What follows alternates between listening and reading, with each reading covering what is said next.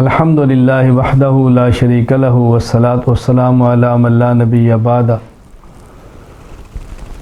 تمام مسلمان بزرگوں، بھائیوں، بیٹوں کو یہ میری طرف سے بطور خاص پیغام ہے۔ عید الاضحیٰ کو نمبر 1 عید کی نماز کا اہتمام کریں۔ نمبر 2 قربانی کا اہتمام کریں۔ نمبر 3 قربانی کا گوشت غرباء اور مساکین تک پہنچانے کا اہتمام کریں۔ نمبر 4 دعاؤں کا اہتمام کریں۔ دعاؤں میں مظلوم مسلمانوں کے لیے دعا، بیت المقدس کی آزادی کی دعا، مساجد مدارس حرمین کے آباد ہونے کی دعا، مسلمانوں سے بیماریاں ختم ہونے کی دعا، دنیا سے چلے گئے مسلمانوں کے لیے مغفرت کی دعا۔ دعاؤں کا اہتمام کریں، اپنے لیے، اعزاء اقارب کے لیے، دوست احباب کے لیے، پوری امت کے لیے۔ نمبر 5 اس موقع پر گناہوں، خرافات، معاصی، لہو و لعب سے اجتناب کریں۔ نمبر 6 مدارس، مساجد، علماء کے ساتھ ہر ممکن تعاون کریں۔ علماء کو ہدیہ دیں، علماء کی خدمت کریں، مدارس کے طلباء کا خیال رکھیں، قربانی کا گوشت طلباء تک پہنچائیں، قربانی کی کھالیں مدارس تک پہنچائیں۔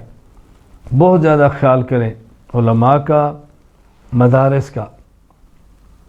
حالات بھی ایسے ہیں، آپ اس کو اچھی طرح سمجھ رہے ہیں، میرے کہنے کی ضرورت نہیں ہے۔ ہر موقع پر ہم نے علماء کے ساتھ بطور خاص کھڑا ہونا ہے، علماء کا مالی تعاون کرنا ہے، علماء کی امداد کرنی ہے، علماء کو ہدایہ دینے ہیں، علماء کو پاؤں پہ کھڑا کرنا ہے تاکہ وہ کھل کر دین کی خدمت کریں۔ ہماری ذمہ داری ہے یہ۔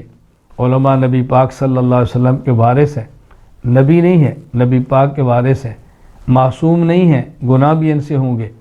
ان کے گناہوں کو کمزوریاں نہ دیکھیں، ان کی دینی خدمات کو دیکھیں۔ تو چند ایک چیزیں میں نے عرض کی ہیں جس کا عید کے موقع پر ہمیں بطور خاص خیال کرنا چاہیے۔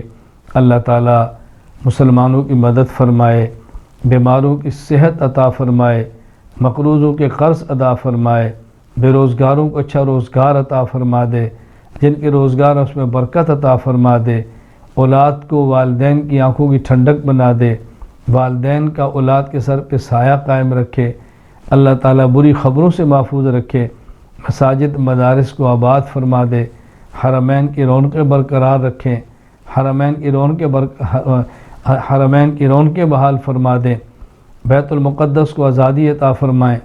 اللہ تعالیٰ ہماری تمام دعاؤں کو قبول فرمائیں۔ اللہ اسلام والی زندگی اور ایمان والی موت عطا فرمائے۔ وآخر دعوانا ان الحمد للہ رب العالمین۔